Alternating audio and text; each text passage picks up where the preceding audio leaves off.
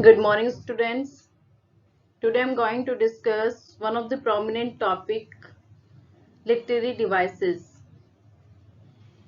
आज के इस सेशन से हम लोग शुरू कर रहे हैं लिटरेरी डिवाइसेस। अब लिटरेरी डिवाइसेस जो हैं इसमें बहुत सारे एलिमेंट्स आपके आते हैं like structure, tone, rhythm, rhyme scheme and theme, metre, syllable.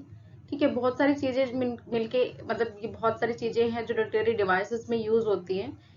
तो आज की इस लेक्चर में हम लोगों ने मैंने सिर्फ यहाँ पे तीन आपके बेसिक मेजर टॉपिक्स लिए हैं, स्ट्रक्चर, टोन एंड थीम। ये जो पूरा हमारा सीरीज है लिटरेरी डिवाइसेस का, ये इसका फर्स्ट ऑडियो लेक्चर है जिसमें आज मैंने तीन टॉपिक्स को कवर किया है और ये तीन टॉपिक मैंने बहुत एक सिंप्लीफाई वे में यहाँ पे डिस्क्राइब किया है। तो आइए शुरू करते हैं। सबसे पहले स्ट्रक्चर क्या होता है? Structure and tone. Structure of a poem includes form, rhythm, rhyme scheme, tone, and a complete study of outer elements used in a poem. Basically, if we are talking about the structure, अगर हम structure की बात करें तो structure में हम एक overall जो फॉर्म होता है किसी पोएम का उसको स्टडी करते हैं। ओवरऑल फॉर्म यानी आउटर फॉर्म जो होता है जिसमें बहुत सारे एलिमेंट्स आते हैं like form, rhythm, rhyme scheme, tone. ठीक है, और आपका मीटर कितना है, उसमें कितने कौन से मीटर यूज हुए हैं, सिलेबल कौन कौन से हैं, स्ट्रेस सिलेबल, अनस्ट्रेस सिलेबल, ये सारी चीजें जो हैं ये आपके स्ट्रक्चर ये सारी चीजें मिलके एक साथ एक कंप्लीट स्ट्रक्चर बनाता है।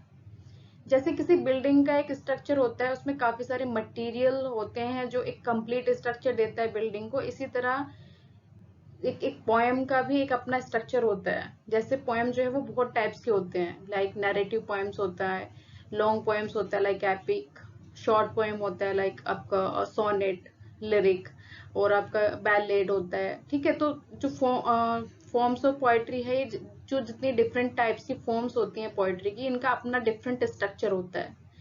तो स्ट्रक्चर जो वर्ड है बेसिकली ये एक आउटर फॉर्म को इंडिकेट करता है। किसी भी एक पोएम का जो आउटर फॉर्म होता है जिसमें जो बहुत सारे एलिमेंट्स मिलके एक कंप्लीट स्ट्रक्चर बनाता है, उसको हम स्ट्रक्चर कहते हैं, स्ट्रक्चर ऑफ अ पोएम। जैसे यहाँ पे देखिए मैंने यहाँ मेंशन भी किया है कि structure of a poem include form, rhythm, rhyme scheme, tone and A complete study of outer elements.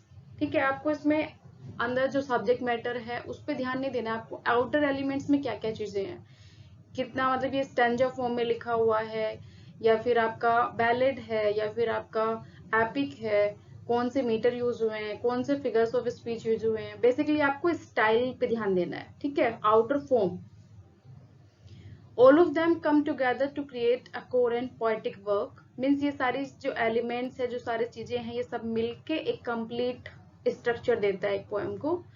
A standard definition of poetic structure would discuss a poem's form, as I told you, meaning the number of the lines it has।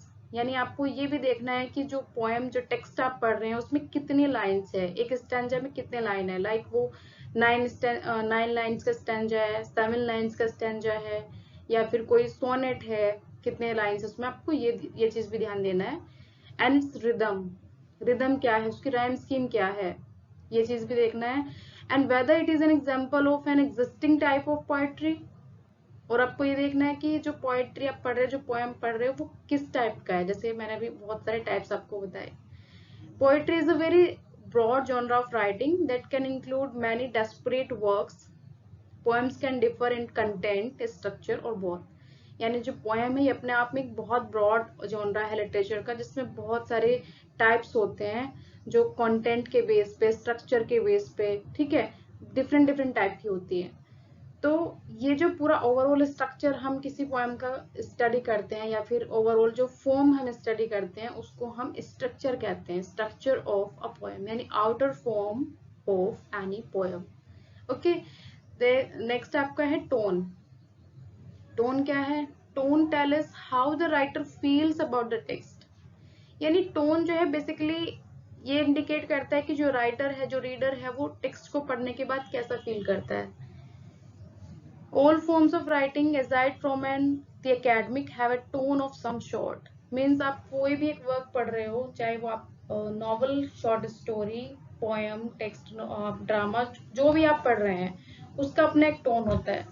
जैसे for example अगर आप कोई allergy पढ़ रहे हैं तो जो allergy है उसका भी अपना एक टोन है. मीन्स आपको पढ़ने के बाद फील होगा कि जो पोएट है या फिर जो नरेटर है वो दुखी हो रहा है बहुत ज्यादा, तो जो उसकी लैंग्वेज है वो बहुत ज्यादा सैडिस्टिक है, टोन जो है वो बहुत ज्यादा सैडिस्टिक है, एलर्जिक टोन उसमें है.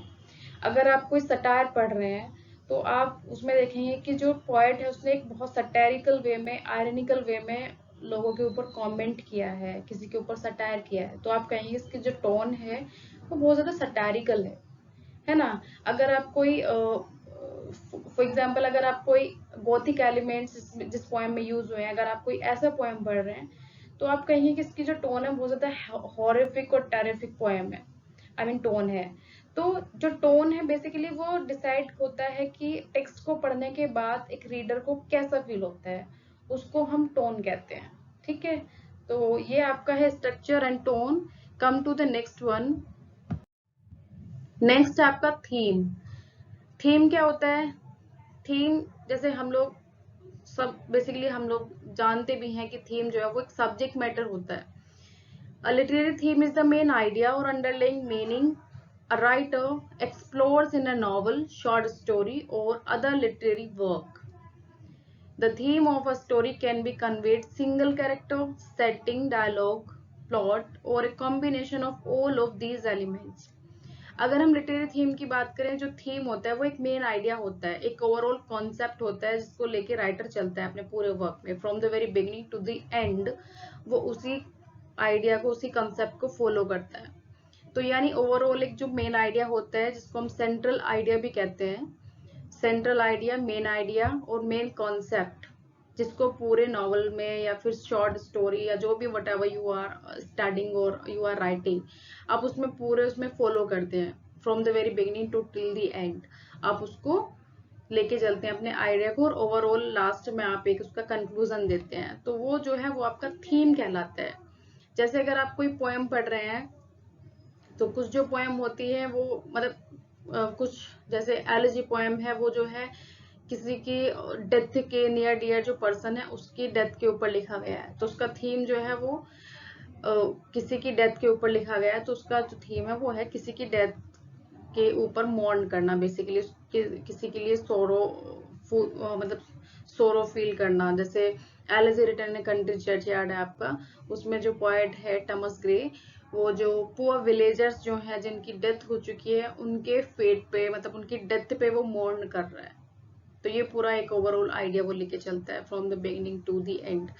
तो जितनी भी आप पोएम्स, जितने भी आप वर्क्स, जो भी लिटरेरी वर्क्स आप पढ़ते हैं उसमें एक ओवरऑल एक कंसेप्ट होता है, एक आइडिया होता है जिसको हम थीम कहते हैं.